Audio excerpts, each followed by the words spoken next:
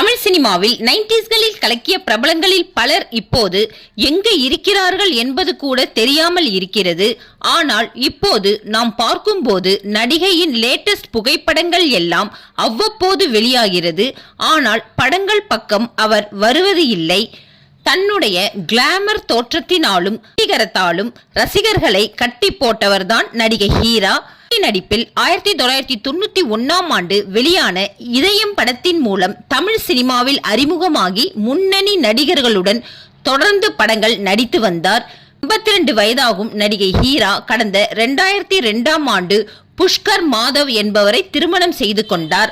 ஆனால் 2006ஆம் ஆண்டே பிரிந்து விட்டார்கள். ஒரு காலத்தில் ரசிகர்களின் கனவு கன்னியாக இருந்து வந்த ஹீரா இப்போது சுத்தமாக ஆளே மாறி அடையாளம் தெரியாத அளவில் உள்ளார்.